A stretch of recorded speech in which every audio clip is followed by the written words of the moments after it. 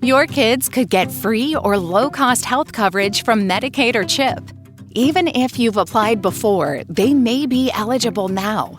Kids up to age 19 are covered for checkups, vaccines, dentist visits, hospital care, and more. And if they already have Medicaid or CHIP, remember to renew every year. Visit insurekidsnow.gov or call 877-KIDS-NOW. Paid for by the U.S. Department of Health and Human Services. Okay. Can you start a podcast with me, please? I need something to do.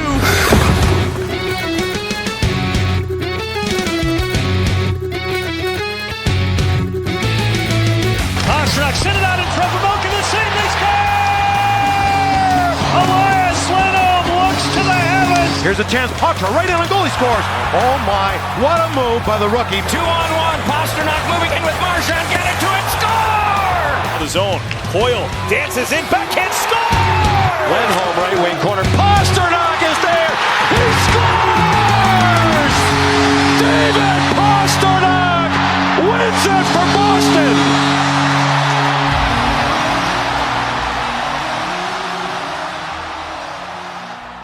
Hey, Bruins fam. Karoline here. We are just wrapping up our summer vacation fun time, and hockey starts this month. So, in the meanwhile, we'll be back next week with a brand new fresh episode as we get ready for the start of various training camps. So, enjoy a rerun of our review of Elias Lindholm from last season. Considering he is theoretically back and healthy, maybe the guy that we talk about in this review is the guy that we will actually see this October. All signs point to yes, considering his stellar end of the season, but you never know. Take a listen and see if you think he will do what we were hoping he would do 1 year ago. Go Bees!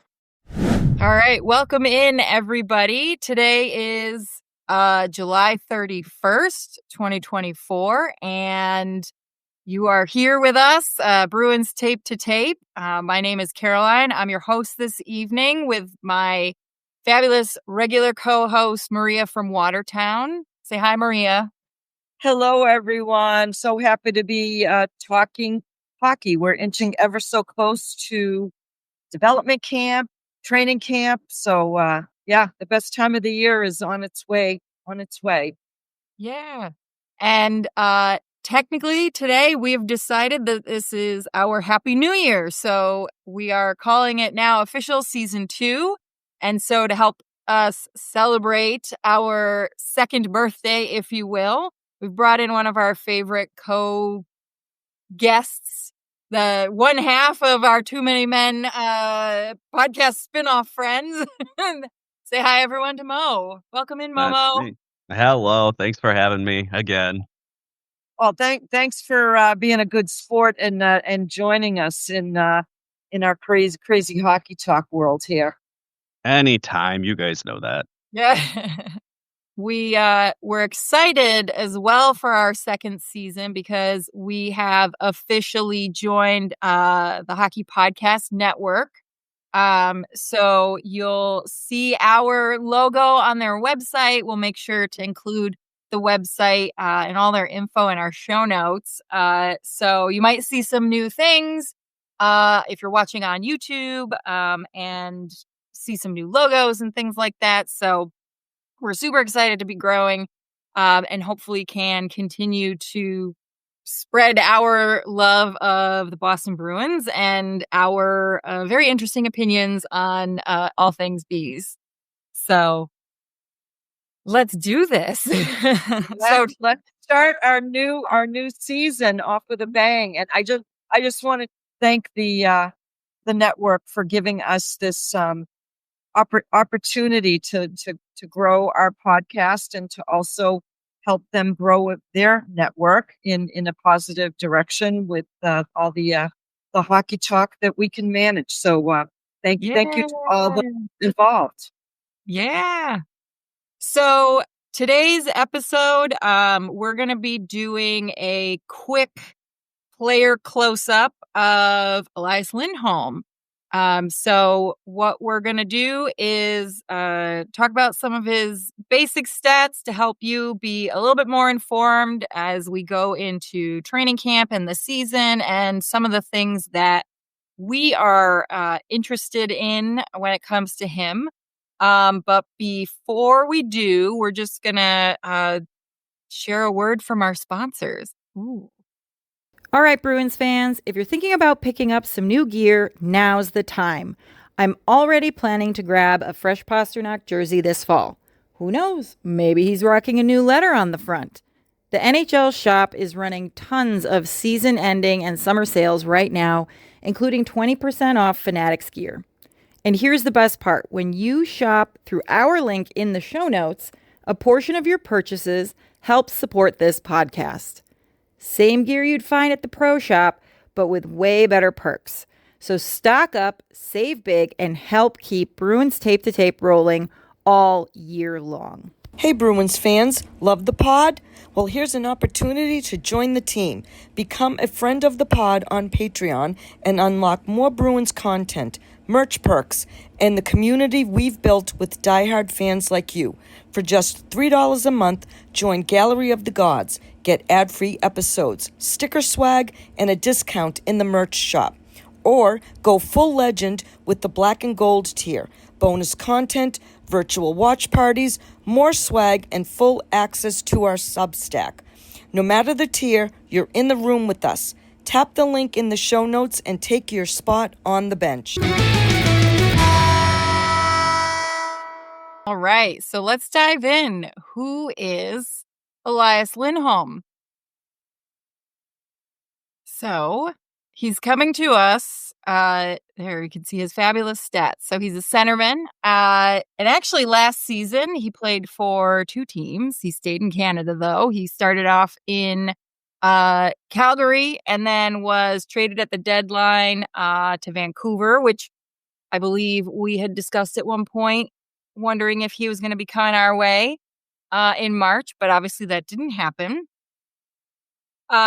He played 75 games last year. He had 15 goals, 29 assists with 44 points.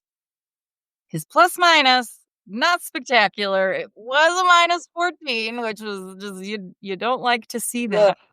But he had 4 game-winning goals. And quite frankly, I don't blame him for the minus 14 because he was coming from a Calgary team that has recently been gutted.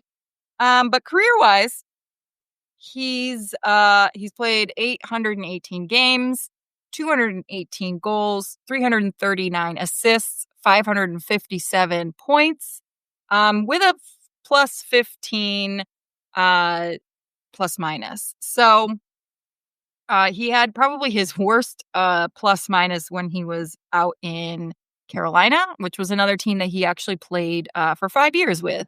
So this other Lindholm, we're gonna have to figure out how to separate, distinguish, the Lindholm right?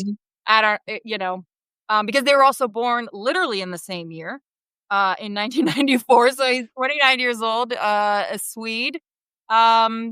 And I'm excited because he has a pretty good face-off win percentage. His career face-off win percentage is 53.5%. And even last year, in spite of a little bit of an underperforming year, he was at 58.7%. So considering that, for me, when I found out that we had this guy coming, I was very excited because I think he is the centerman that we have all been talking about, looking for a long time. And so I'm going to show you guys a little clip of exactly why I think that. Just thrown front off with Carolina sticking over top of the goal. Here's Pedersen back to Hughes. Carolina again very aggressive with the penalty kick. Hughes, long wrist shot, tipped in, Lindholm. And he is the 65th to do it.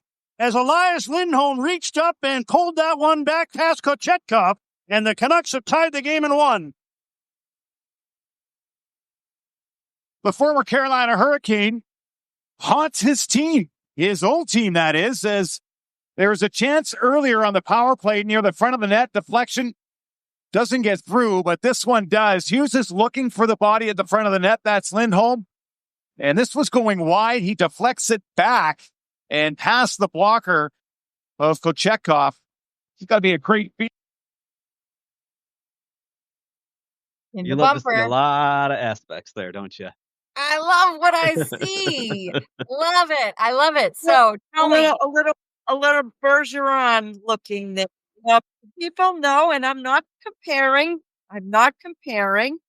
but it does bring back some memories of things that we perhaps had been missing this past season, even as successful as the Bruins were this season. I, frankly, am excited to see what he can do alongside of potentially David Pastrnak and Pavel Zacha on the other wing. Because, and again, I don't know a lot about this player's game because, again, we didn't have the opportunity to see him. We only know what we've heard, and the fact that the Bruins have been wanting to get their hands on this player for, a couple of seasons now. He brings some size, he brings some strength, and I think that would be extremely beneficial to David Pastrnak to enable him to do what he can do instinctively, which is put the puck in the net and put the puck in the net a lot. Right. And if you look back a couple years ago, he was second in Selke voting behind Bergeron. He was a plus 61, which is pretty good. And so you're not losing anything defensively while you're still gaining some offensive potential, right? And the nice thing, Karoline, that you said is he's pretty much like a face-off dynamo. I mean, what? He is career 53%, last year 56, 58% face-offs. You couple that with all of those offensive zone face-offs where Pasta seems to appreciate kind of those scripted face-offs, where that's the name of the game. If you're going to win, you have to win the offensive zone face-offs. You have to put the puck in the net. And I think all of this is what we've been kind of begging for, at least for a year, is we need a number one bona fide center. And Lindholm is that guy. It'll be curious to see how he meshes with Zacha and Pasta and how they, what their offensive strategy is. So it'll be fun to watch, but I think for sure he'll definitely help 5-on-5 and hopefully power play too, which is again something that Boston kind of suffered last year, especially in the playoffs. It was putrid. Let's call it what it was. It was putrid, and hopefully he can help develop some quicker movement on power play. Do we think that he would be put in a situation with anyone other than Pastrnak? It just seems that would be the right place for him. Elias Lindholm I don't think so. I mean, otherwise you're putting. I mean, who else is your other center that's going to take that place besides Zacha? I mean, you're not going to stick Coyle up there. Patra's probably not ready, and there's really no one else that I can think of. I mean, the only thought I have is, is Zacha going to be that first line left wing? Or will they slide Marchand up and have Zacha be your second center and Coyle as your third center, and then shift Patra to the wing? Or I'm sure Monty will tinker during the regular season. And for me, the more I think about it, it's fine if he does it in the regular season. I'm already dreading it. We can do I know that later on, but I'm already dreading that component of these new players joining the team. Yeah, I know. But as long as they don't do it in the playoffs, I'm okay with it. But I think it's going, at least probably to start, you'll see Zacha, Lindholm, and Pasta, which makes sense. And I think it's the right thing just because with Pasta's defensive lapses, it will be nice to have Zacha and Lindholm, who should be more defensively responsible, kind of help alleviate, the pasta rushes or the pasta, lapses and back checks and stuff. So I think that's kind of how it'll work. And I give Pavel Zacha a ton of credit for that aspect of his game and the improvement that he made over the course of the season in that defensive aspect of his game, because there were some nights, man, that he was a back checking machine. Yeah. Maybe sometimes to the detriment of displaying his offensive prowess, but the moment he did what he had to do from a defensive standpoint for the team. So We all know that feeling. You finally manage to get away on vacation and the worrying starts. Will that bogus "Beware of Dogs" sign keep your home safe? What about that fake camera you set up? And will someone finally find your old hide and key rock? That's where ADT comes in. All that stuff, it's safe-ish. It seems fine when you don't really think about it, but you know it truly doesn't work. Instead, ADT provides security solutions that keep you actually safe, giving you real peace of mind. Because vacation is supposed to be, relaxing. Don't settle for safe-ish. Visit ADT.com today to learn more. Yeah. I think I'm really excited, seeing that particular clip and seeing that he was camping out in the bumper spot. One of the things that I had speculated last season, seeing kind of the inconsistency in the defensive performance, because it was a little bit of a roller coaster. I mean, there were times when they were really, really good and they were really cooking, and then other times where when things sort of started to fall apart at, mid-season, and you really started to see that appear in the defense, I had speculated that, okay, that's where Bergeron was kind of hiding all manner of sins being committed by the defensive core, because he was such a defensive forward and quite literally playing 200 feet. He was centering the wings and he was centering the defensemen. And so he had the ability to go back and forth and was acting as that third defenseman and then also providing offensive power for them. And when he wasn't there and things weren't clicking, you could start to see like, oh, they didn't do that last year, and the core didn't really change. What changed? Bergeron wasn't there. So I'm going to be paying really close attention to what kind of, Selke player is he? He's clearly gotten really close, and that's what the Bruins are missing. They don't seem to know how to play the game without a player playing that role or playing that position in that particular way, because that's just how their defense is structured. And so I really hope that that's the kind of player he is. I mean, I like what I've seen so far, so.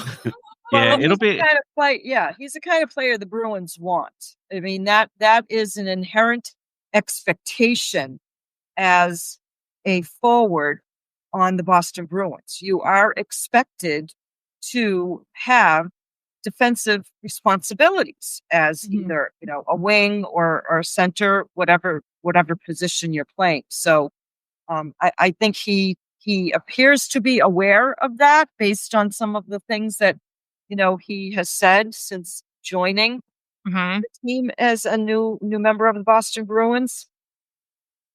Yeah, he seems very cognizant of what the Bruins need, the legacy that was left by Bergeron, and understands that the expectation is, while he cannot be Patrice Bergeron, he needs to be the next best thing for the team to be successful in the way that they play the game. Like that, I don't see that changing anytime soon. Doesn't matter who the coach is. I don't know who sets that tone, who sets that agenda, because that goes so far deep. It goes even into Providence. So like, that's not changing. That's the game that they play, and they need the right players who can execute it well. Yeah, it'll be interesting to see, because I mean, in Bergeron, you had Hall of Fame hockey IQ, and Hall of Fame, like first step explosiveness, where Yeah. his speed was one of his, I think, underrated aspects, where for me, that was probably one of his strongest skills was his ability to, just capture guys on a couple of steps. And it'll be interesting to see if Elias has that same, maybe not the same, but close to that, just because, as you guys said, that's the Bruins system in their own zone is it feels like the two defensemen have the corners and the center is there to kind of help out and go left and right and kind of capture that little kind of circle around the net. So I think Lindholm can do it. I don't think there's going to be an issue there of, adapting to the system. It's just, can he work off of the new guys, right? Like McAvoy and, it's nice that he kind of has some history with Zadorov. So maybe he can kind of play with him and that should help a little bit. But yeah, it'll be interesting to kind of see the first like quarter of the season to see how, he's meshing with everybody and actually, working in his own zone and kind of seeing those defensive metrics of, high danger shots against and those kinds of things to see where exactly things are gelling and working. And you bring up a good point of gelling too. We all as fans and quote unquote students of the game is, sometimes we expect these players to just mesh and gel right away, right? Because you say, hey, they're all professional hockey players. He plays right wing, he plays center. They should know what to do with each other. So, how long are we going to maybe want to take to see the gelling and how they build whoever he ultimately winds up centering? How long is it realistic to expect that chemistry to develop? You took the question right out of my mouth, Maria, because one thing I wanted to point out is I was going to say the same thing. How long do we reasonably expect to wait to see if things are working and moving in the right direction? Because it was a number of years ago, I believe it was the 21-22 season, which I think was the last season that he played with Chuck and that core. And so that, as much as we don't care for him, he's a good player. Yes. Yeah. Right. And then a lot of the players from Calgary left, right? So in that season, he played 82 games and he had 82 points, right? So we know that the potential is there. So I'm optimistic by, I don't know, a month in, I would really hope to see, at least good shifts of chemistry, right? It doesn't have to be the whole game. It doesn't have to be a point a game, but I would certainly hope that the fit is good and that he gets it and he seems to at least intellectually understand what the assignment is. So I would hope a month into the season, you're really starting to see glimpses of that. I don't know, Mo, what do you think? Am I way off base? Is that too long? Sure. I think you're good. I was thinking like 10, 15 games, somewhere around there. And it really kind of, it depends what you mean by meshing. Is it, how many goals do you expect everybody to get? Or do you just want to see, passes and attempts and, actual chances where, you want them to score, but they don't always score. So it's just one of those things where I think a month is probably accurate. Saka and Pasta will be fine. It's how does Lindholm fit in? And I think he'll find his niche. He's played with top end players before. He played with Gaudreau. He played with Kachuk. So he's got that ability to keep up with them. So yeah, I would say that's probably accurate. Maria, what do you think? Yeah, I was thinking, about a month in or the 10 to 15, game. I mean, that the first month of the season is not a cakewalk for the Bruins. So, they've got games like once the season hits, almost like every other day, and not against cupcakes either. So, I think we're going to learn a lot about the team itself, the new players, and how they're seemingly fitting in with the roles that they're being asked to play. But I think that's fair to say, like, that first month. And again, I'm not saying, tear it up and be scoring and getting points every night. I'm more along the lines of, do you all seem to have an instinctiveness about where each other is going to be and what you're going to do with the puck? Right. Yeah. I mean, I think it's one of those intangible or like things you can't quite define, in the sense that when they're not in sync. And so, and you can kind of tell when they're like really hitting the mark. They're getting those passes. They're where they need to be. Like, it's just, you can feel it. And I'm thinking, yeah, this is the caliber of player that he is. You want to be able to see, you want to actually see that develop within that first month. So, any final thoughts on I new do. One center? final question. Yeah, one question. What do we think about the contract and the money? Do we have any concerns, issues? Not for me. I thought it was about right where it needed to be. Maybe with the cap going up again next year, by all accounts, I feel like this is the right length, right term, right amount of years, and money. So no, I don't have a problem with it at all. Yeah.